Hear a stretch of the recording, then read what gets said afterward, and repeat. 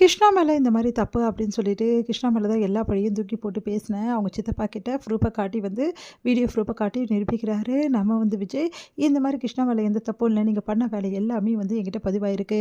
எனக்கு நல்லாவே தெரியும். நீங்க எதா பண்ணுவீங்கன்னு சொல்லிட்டு, அதுக்கு தான் நான் இப்படி பண்ணியிருக்கேன். பார்த்தீங்கல்ல, கிருஷ்ணா கரெக்ட்டா தான் ஒர்க் பண்றாரு. நீங்க ஏன் இப்படிலாம் இருக்கீங்கன்னு எனக்கே ஒண்ணும் புரியல. இந்த விஷயம் தாத்தாக்கு தெரிஞ்சதுன்னா, வீட்ல எல்லாருக்கும் தெரிஞ்சா உங்கள தான் காரி துப்புவாங்க அப்படின்னு சொல்லிட்டு விஜய் சொன்னோனே, செம்ம டென்ஷனா எங்க சித்தப்பா பார்த்துட்டு முறைச்சிட்டு போறாரு. இவர சமாளிக்கிறதே பெரிய வேலையா இருக்குங்க. ஏங்க இப்படிலாம் பண்றாருன்னே, வேற என்ன, எப்படியாவது என் பிசினஸ் ஏதாவது பண்ணணும்னு துடிச்சிட்டுருக்காரு. எனக்கு ஏதாவது கெடுதல் நடக்குதுன்னா, முக்கியமா சந்தோஷப்படுற ஒரே ஆளு இவர் தான். இவர ஏன் இன்னும் நான் வச்சுட்டுருக்கேன்னா, காரணமே பாட்டியும், தாத்தாவும் தான். அதுவும் எங்க சித்தியும் பாவம் தானே, அதனால தான். ஆனா இந்த ஆள் பண்ற வேலையெல்லாம் பார்த்தா டென்ஷன் ஆகுது அப்படின்னு விஜய் டென்ஷன் ஆயிடுறாரு. இங்க வந்து காவேரிக்கு வளகாப்புக்கான எல்லா வேலையுமே வந்து பண்றாங்க. இங்க வந்து விஜய் என்ன பண்றாரு, காவேரிக்கு வந்து இந்த மாரி மண்டபம்லாம் புக் பண்ண வேணாம். அவ வந்து ஆசைப்படியே வந்து அவளுக்கு வளகாப்பு நடத்தலாம்னு நான் வந்து யோசிச்சிருக்கேன். இன்னொன்னு என்னடா ஆசை அப்படின்னோனே, அவளுக்கு பீச்சில வந்து வளகாப்பு பண்ணணுமா, அதுவும் வந்து பீச்சில வந்து பர்மிஷன் வாங்கணுமேடா, அத ஒத்துப்பாங்களா அப்படின்னு சொன்னோனே, சரிம்மா இந்த பீச்சில ஏன் நம்ம பண்ண போறோம், பீச் பக்கத்துல இருக்க ரெசார்ட்ல பண்ணிடுவோம். அவளுக்கு சந்தோஷமா இருக்கும்ல. அங்கேயே பக்கத்துல போயிட்டு பீச் பக்கத்துல போயிட்டு அவளுக்கு சந்தோஷமா வந்து அங்கேயே வந்து அவளுக்கு சுத்தி காட்டுவேன். ஜாலியா விளையாடலாம். எந்த பிரச்சனையும் இல்லல்லன்னோனே, சரிடா இதுவும் நல்லா தான் இருக்கு அப்படி சொல்லிட்டு எல்லாரும் ஒத்துக்கிறாங்க. சரின்னு சொல்லிட்டு, இந்த மாரி பண்ண போறீங்க அப்படின்னோனே, ஆமா அப்படி சொல்லிட்டு எல்லாருமே வந்து சொல்லிட்டுருக்காங்க. அடுத்து இங்க நடந்த வேலை எல்லாமே வந்து நடக்கிற வேலை எல்லாமே பார்த்துட்டு காவேரி வந்து, "என்னம்மா இதுங்க இவ்வளோ பலகாரம்லாம் சுட்டுட்டு இருக்கீங்கன்னு" சொல்லிட்டு அவங்க அம்மா கிட்டலாம் கேட்டு ரொம்ப சந்தோஷப்பட்டுட்டு இருக்காங்க. இந்த சூழ்நிலை ரொம்ப கவலையா இருக்காங்க. நம்ம வந்து கங்கா கங்கா கிட்ட "என்ன விஷயம்டி ஏன் இவ்வளோ கவலையா இருக்கன்னோனே", இன்னும் கூட வந்து அவர் வரவே வரல. எனக்கு ரொம்ப பயமா இருக்கு. ஃபோன வேற எடுக்க மாட்டேங்கிறாரு" அப்படின்னு சொல்லிட்டு கவலை அடையறாங்க கங்கா. அடுத்து வந்து வளகாப்புக்கான தேவையான எல்லா வேலையும் பார்த்து வந்து அழகா வந்து வளகாப்புக்கு தேவையானது எல்லாமே பண்றாங்க. இங்க வளகாப்புக்கு எல்லாருமே வந்து கிளம்புறாங்க. அப்ப கங்கா வந்து மனசு இல்லாம அங்கேருந்து கிளம்புறாங்க.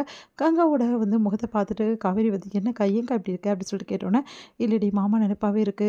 அவரு உனக்கு வளகாப்பு பண்ணும்போது கண்டிப்பா இருப்பேன்னு சொன்னாரு.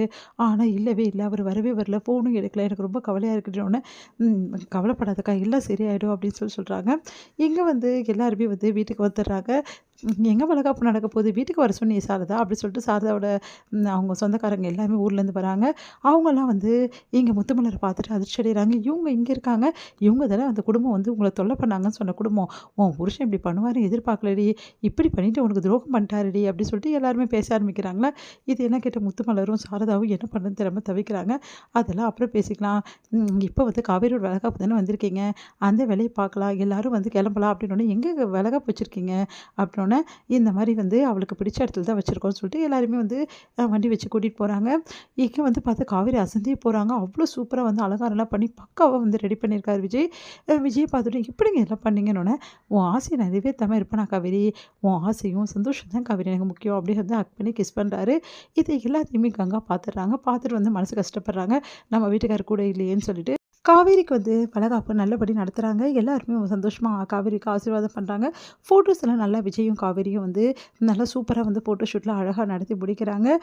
எல்லாருமே சந்தோஷமா இருக்குது. கங்கா மட்டும், குமரனுக்கு இப்போவாவது கால் பண்ணி பார்க்கலாமா அப்படி சொல்லிட்டு கால் பண்றாங்க. ஃபோன் எடுக்கல.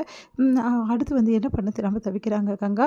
இந்த சூழ்நிலை விஜய்க்கு வந்து ஃபோன் வருது. விஜய் வந்து கங்கா இருக்க பக்கமா வந்து ஃபோன் பேசுறதுக்காக போறாரு.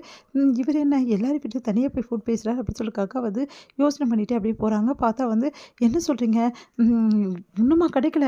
அவரு எங்க தான் போனாராம்? ஒண்ணும் புரியலையே. எப்படியும் வந்து குமரன் ப்ரோ வந்துருவாருன்னு நெனச்சேன். அவர எப்படியாவது தேடி கண்டுபிடிக்கணும்" அப்படின்னு சொல்லிட்டு பேசிட்டு இருக்காரு. "என்னது மாமா பத்தி பேசுறாரு? அப்ப மாமா எங்க போனாரு? உண்மையிலேயே மாமா வந்து அங்க இல்லையா?" அப்படின்னு சொல்லிட்டு அதிர்ச்சி அடையறாங்க கங்கா. உடனே வந்து பார்த்துட்டு வந்து கங்காவ பார்த்துட்டு ஃபோன கட் பண்ணிடுறாரு விஜய். அத பார்த்த கங்கா, "உண்மைய சொல்லுங்க. என் மாமா எங்க போனாரு? உண்மைய சொல்ல போறீங்களா இப்ப இல்லையா விஜய்?" அப்படி சொல்லிட்டு கேட்குறாங்க. விஜயும் நடந்த விஷயத்தையெல்லாம் வந்து எல்லா விஷயத்தையும் சொல்றாரு. அது கேட்டு கங்கா பயங்கரமா அழறாங்க. கங்கா அழறத பார்த்து எல்லாம் ஓடி வந்து, "என்னடி ஆச்சுன்னோனே", "இவங்க எல்லாரும் என்கிட்ட மறைச்சிருக்காங்கம்மா. மாமாவ காணோம்மா. அவரு எங்க போனாருன்னே தெரியலம்மான்னு" சொல்லிட்டு கங்கா பயங்கரமா அழறாங்க. எல்லாருமே வந்து என்ன பண்ண தெரியாம தவிக்கிறாங்க. "இங்க பாருங்க, நான் வந்து போலீஸ்ல கம்ப்ளைண்ட் பண்ணியிருக்கேன். கண்டிப்பா சீக்கிரமா கண்டுபிடிச்சிருவாங்க. இந்த விஷயத்தெல்லாம் என்கிட்ட சொல்லாம மறைச்சிட்டீங்களே. இதெல்லாம் நியாயமா? என் மாமா எங்க போனான்னு தெரியலையேன்னு" சொல்லிட்டு கங்கா அழறாங்க. கங்கா அழறத பார்த்துட்டு வந்து காவேரி எல்லாம் சமாதானப்படுத்துறா. காவேரிய பார்த்துட்டு, "நீயும் சேர்ந்து தாண்டி மறைச்ச அக்கா. சத்தியமா எனக்கு தெரியாதுக்கா. எனக்கு எந்த விஷயமும் தெரியாதுக்கான்னு" காவேரி அழறாங்க. ஆமா, காவேரிக்கு எதுவும் தெரியாது சொல்லிட்டு விஜய் வந்து சொல்றாரு. கங்கா அழறத பார்த்து எல்லாம் தவிச்சு போறாங்க. என்ன பண்றது தெரியாம.